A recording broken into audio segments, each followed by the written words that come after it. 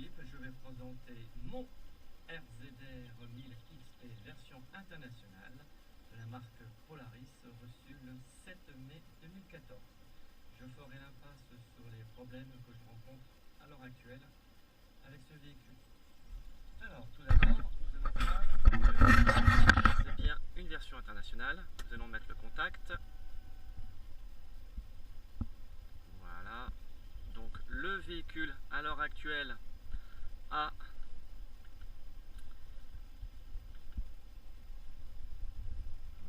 hop, 533 km. Voilà. Alors, nous allons démarrer. Voilà. Une petite vitesse. Alors, là, on nous sommes mis sur blocage du différentiel qui est représenté par le petit logo en bas. Je vais mettre sur propulsion.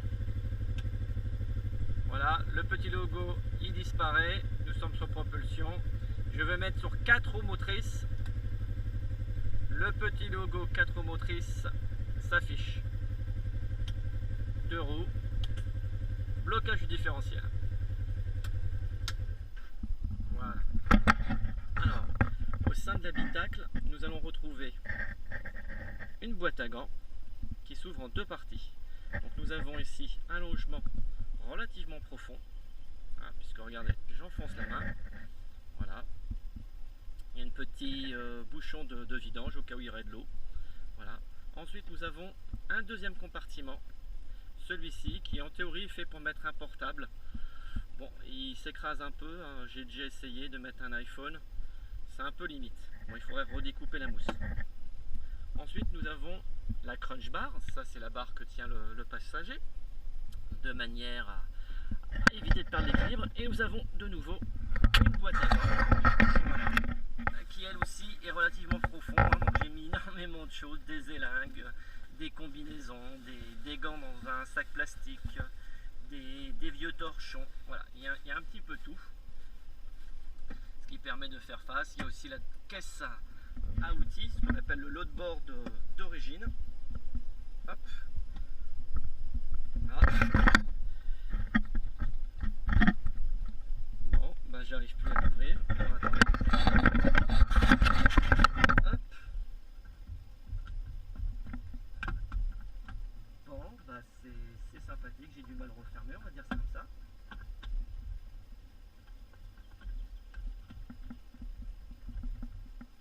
Bon.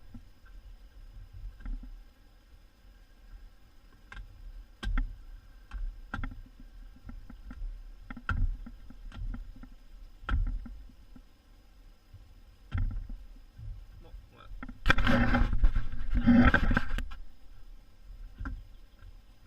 Hop. On remet le torchon. Ce qui me permet de mettre à l'intérieur. Nous avons une prise 12 volts. Voilà. Nous avons des siphons. Voilà. Donc c'est ceci. Voilà. À vérifier que vous n'avez pas de jeu, parce que sinon, voilà ce qui se passe. Bah, vous roulez, vous les perdez et vous ne risquez pas de les retrouver. Ensuite, sur le modèle le 1000, vous avez ce qu'on appelle de vraies portes. C'est pas une option, c'est vraiment d'origine. Donc, voilà, ça se referme bien. Vous appuyez, ça s'ouvre. Bon, on va éviter l'autre côté parce que vous appuyez. Ah, ça y est, aujourd'hui. Voilà. Ah. On a un peu de difficulté, celle-là. Bon. Mais bon, aujourd'hui elle veut s'ouvrir, tant mieux.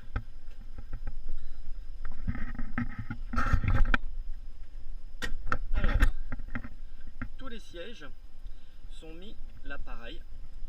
Ce n'est pas une option, c'est d'origine, sur une glissière, ce qui va permettre de ravancer ou de reculer le siège pour pouvoir trouver une meilleure assise.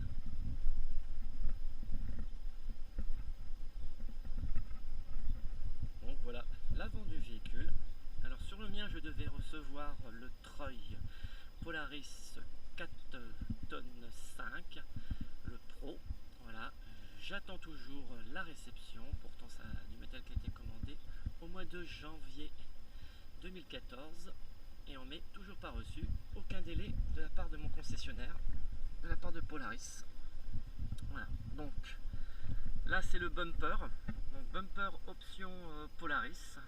Polaris le vend aux alentours de 414 € le bumper. Bon, il y a moins cher, c'est vrai, on peut mettre de l'adaptable. Mais bon, j'ai décidé de mettre voilà, ce modèle-là d'origine.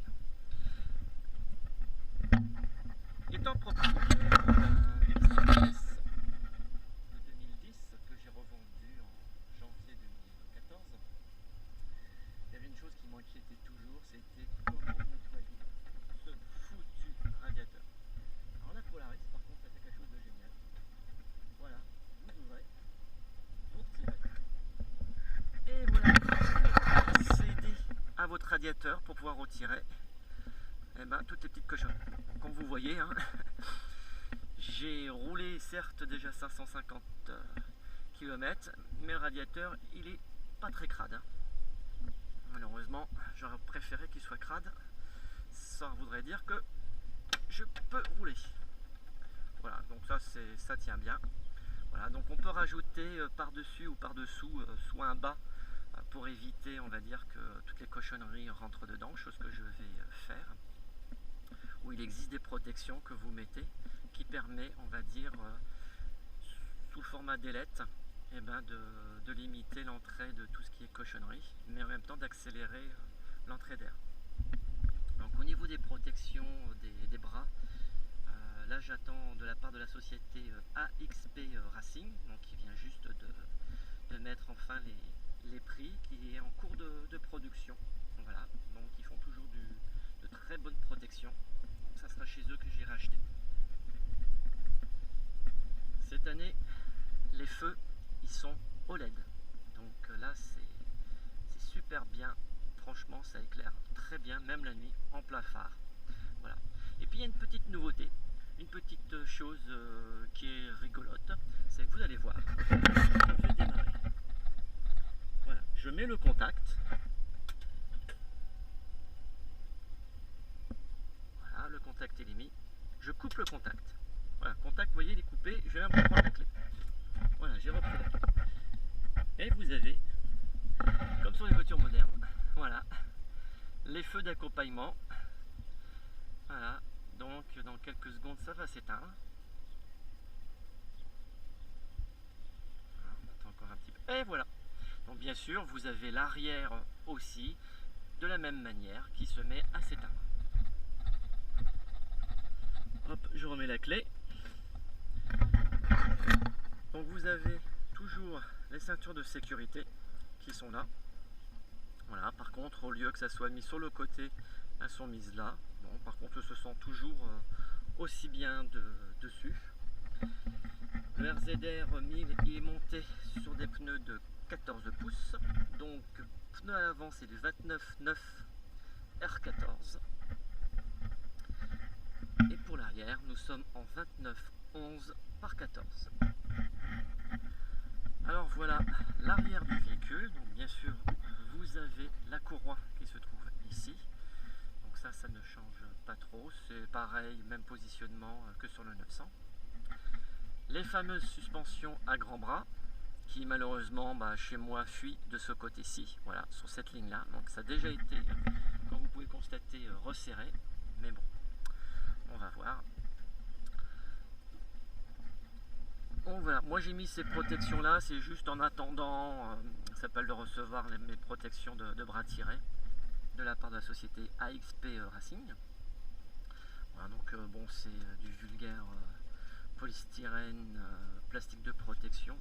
Voilà. Après moi j'ai gainé, voilà, j'ai gainé tout ce qui était câble, voilà, j'ai gainé tout ce qu'on peut voir pour éviter des soucis tels que j'ai pu l'avoir sur le 800.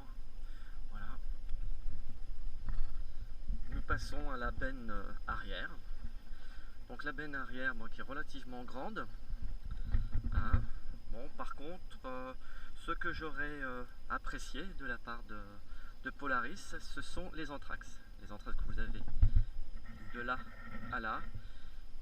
je pense que ça n'aurait rien coûté de garder les mêmes entraxes que sur le 800, hein, chose qu'ils n'ont pas faite, ce qui fait que les accessoires tels que celui-ci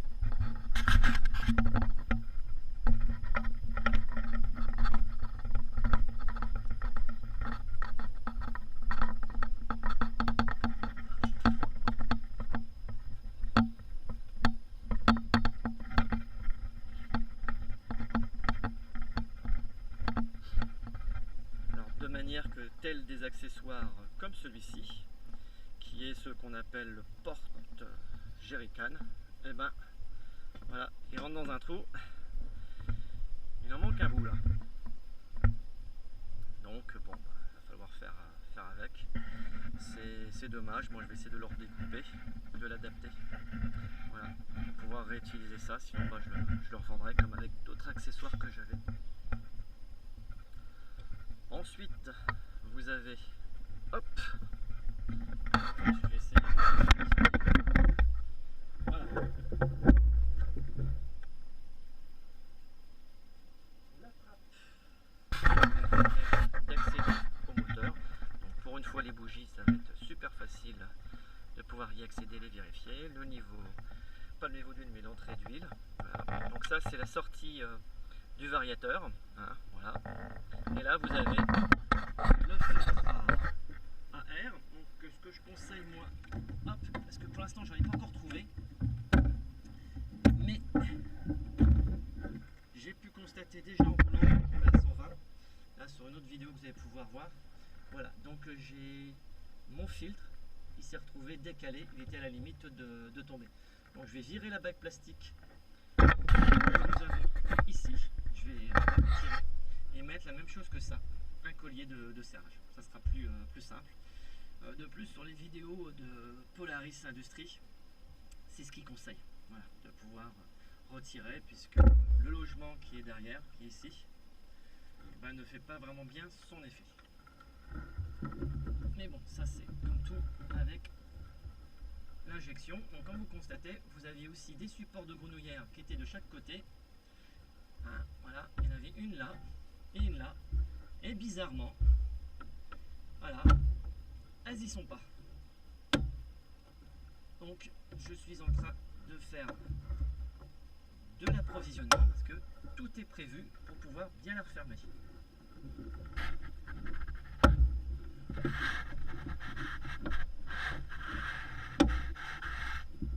Voilà.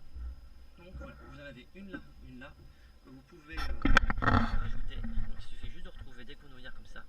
Vous la mettez là, l'autre vous la mettez là. Tout le support est fait, ça permet qu'elle soit bien bloquée. Hop là. Sinon bon, c'est relativement simple d'accès. Bon bah moi je mesure 1m81, donc les deux mains. Je suis grand. Voilà. C'est facile pour moi pour pouvoir toucher. Mais bon, je pense que les personnes un petit peu plus petites peuvent avoir des difficultés. Je ne vais pas dire qu'il faut qu'ils prennent l'escabeau, mais on en est loin.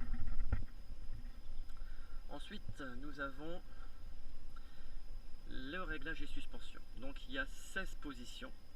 Voilà. Moi je suis sur la position 7 au niveau dureté, aussi bien d'un côté que de l'autre. Mais vous avez aussi des positions de réglage. On va les voir, elles sont ici, donc vous les tournez là. Et à l'avant, je suis sur la position 6 au niveau hard, 6 en partant de 0. Voilà, et en allant dans le sens hard. Ensuite, qu'est-ce que je peux dire d'autre? Bon, bah moi je vais rajouter voilà, un bouchon à clé que j'avais sur le 800S, mais le 800S, le modèle de 2010, bah, je n'avais jamais pu l'utiliser, uniquement qu'à l'arrêt, parce que le modèle de 2010 n'avait pas des vents directement mis sur le réservoir, il était directement mis sur le bouchon.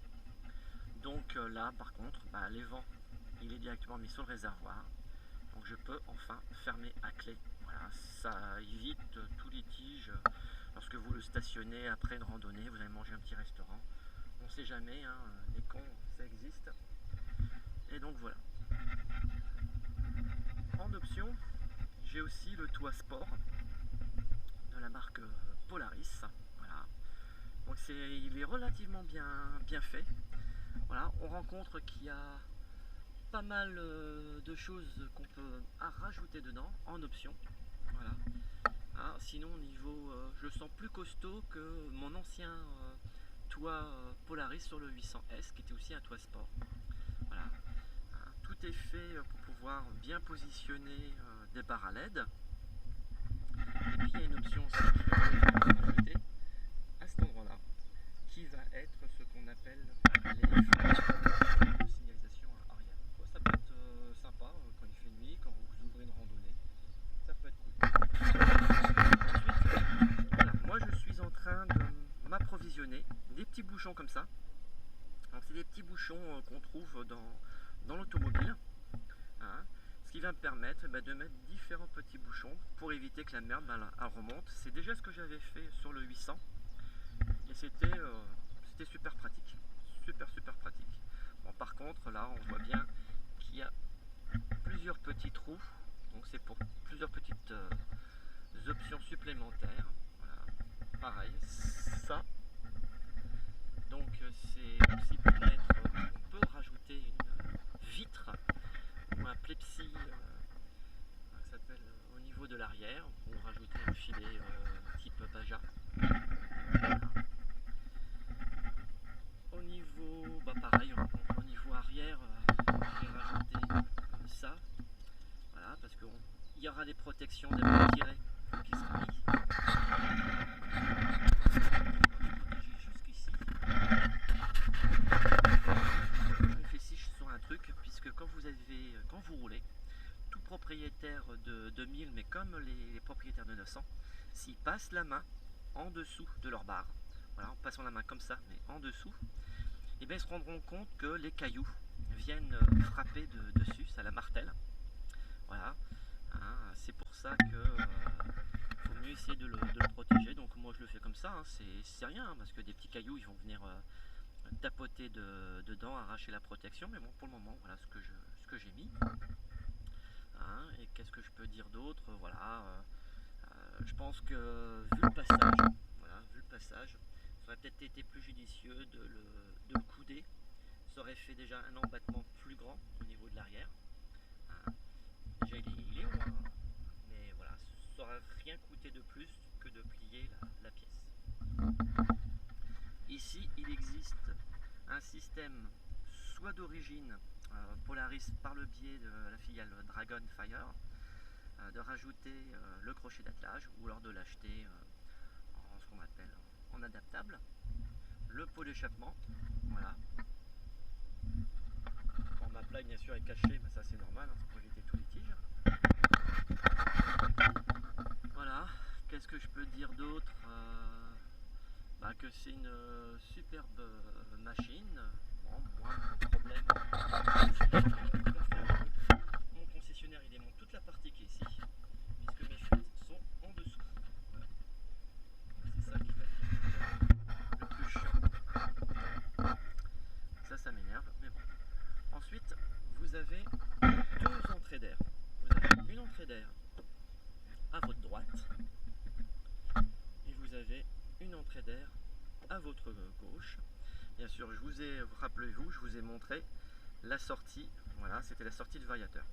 Alors ici, vous avez ce qu'on appelle l'entrée du variateur. Donc, moi j'ai rajouté, comme vous pouvez constater, une petite rondelle, ce qui permet d'avoir un meilleur appui. Hein, puisque c'est de l'injection plastique, l'injection, c'est comme tout, c'est jamais parfaitement net. À l'intérieur, on constate que vous avez une petite grille amovible à nettoyer régulièrement et qui se salit à une de ses vitesses grand V. Pourtant, ouais, il n'y avait que de la poussière. Voilà. Donc moi ce que j'ai rajouté, c'est ça. Un bas. Voilà. Bon, ce qui permet, vous voyez, de garder toute la merdouille. Bon là, depuis j'attends simplement de l'amener chez le concessionnaire et puis après je changerai mon bas. Voilà. et que j'ai fait repasser de l'autre côté, et comme vous voyez il y a une lèvre. Donc le fait qu'il y a une lèvre me permet de bien que ça soit bien maintenu. Voilà. Il faut laisser un peu de jeu parce que ça aspire. Voilà. Ce qui permet d'avoir une bonne, encore une bonne protection. Il existe de la part de Polaris un système qu'on va rajouter dessus, donc on va virer la partie que j'ai démontée. Quand on rajoute, ça fait un grand tube avec une prise d'air et un filtre en hauteur. Donc on fait un tube, un arceau. Voilà, donc ça se vend. Bon, c'est le principe du snorkel avec un filtre de type. Ah, nous avons la pluie qui est en train de s'inviter. Hop. Voilà. Et nous allons visser.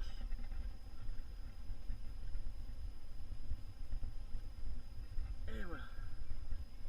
Alors moi ce que j'ai fait, les mousses. J'ai demandé à mon concessionnaire qu'il me mette les mousses de côté, les mousses de protection, parce que je suis en train de me faire un support mais donc ça va être pour me protéger. D'autre part, pour pouvoir filmer avec la GoPro sans avoir trop de vibrations, et ben j'ai mis ça me sert de signal bloc. C'est super pratique. Et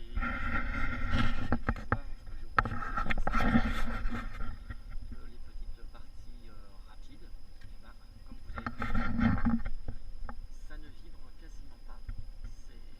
C'est pas mal. C'est pas trop serré, vous voyez, c'est pas trop serré, c'est pour garder un jeu. Là, ça se joue. Pas de vibration, donc ceux qui ont des GoPro et qui en ont marre de voir le tremblement ou d'avoir la caméra sur le casque, c'est aussi ce que j'appellerais un pare-brise. J'ai mis une protection là aussi, parce que je vais me rapprocher là, et puis je me mettrai un joint là, dessus, de manière à pouvoir que ça ne frotte pas le Pepsi sur le plastique. Alors, ensuite, nous avons le capot avant. Donc, hop, hop, on le soulève. Voilà, je le repose. Donc, nous avons le base d'expansion. Voilà. Nous avons ici les reprises de ce que j'appellerais des options, donc pour rajouter l'éclairage, etc. Donc c'est pas mal. Ça c'est la prise diagnostic qui a tendance à se sauver là, mais là je l'ai bien clipsé, donc elle se sauve plus. Bon, comme vous pouvez constater, pour ceux qui ont un 1000, ben voilà, j'ai repassé de la gaine partout de protection pour éviter que ça frotte. Voilà, et puis je vais me mettre ici. Vous voyez, ici j'ai rajouté une mousse là. Pourquoi? Parce que ça se met à vibrer. Et depuis que j'ai mis cette mousse là, ça ne vibre plus, j'ai plus l'avant qui vibre. Voilà, donc c'est nickel, ça coûte pas grand chose, c'est de la mousse de récup. Donc voilà, donc on va essayer de remettre le capot à une main. Voilà, à une main. Comme vous pouvez constater, il pleut, voilà. Hop, et voilà. Donc voilà, la présentation de mon RZR 1000 XP version internationale, sous la pluie. Mais voilà, donc c'est une super belle machine. On va mettre un petit peu, comment j'appellerais ça, pour entendre le bruit. Voilà. Je vais le démarrer. Hop.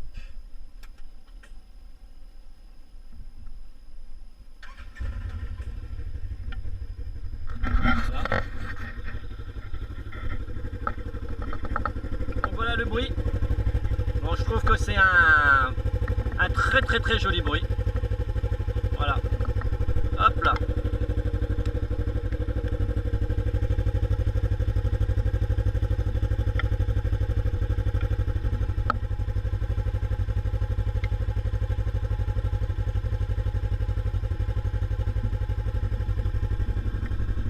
Bien sûr, tout tout à l'heure, je vous ai présenté que j'avais mis une chaussette, un collant, en l'attachant ici. Bien sûr, j'ai fait la même chose de l'autre côté, de ce côté-ci, ce qui vous permet de le voir. Voilà, donc vous voyez, vous avez bien une lèvre, ça me permet de le mettre là. Pareil, ma fuite de suspension vient d'ici, donc comme vous pouvez constater, voilà, ça a déjà été bien serré. Après j'ai un petit défaut, c'est que moi j'ai le tube plastique noir là, qui vient frotter directement sous la suspension et ça me la raye complètement. Voilà, c'est un moindre mal par rapport à tout le reste. Voilà. J'avais parlé de vis plastiques qui étaient manquantes, donc c'est les vis qui sont là. Voilà. Et puis derrière le siège, c'est-à-dire que vous avez à l'intérieur, parce que là on va pas pouvoir voir, vous avez une vis en haut plastique et une vis en bas. Et moi je n'avais que celle du bas, je n'avais pas celle du haut. Ce sont des petites vis de plastique comme ça. Voilà. Et ben écoutez, merci d'avoir regardé cette vidéo. Je vous souhaite à tous une très belle journée en espérant que vous ayez plus beau temps que moi. Voilà.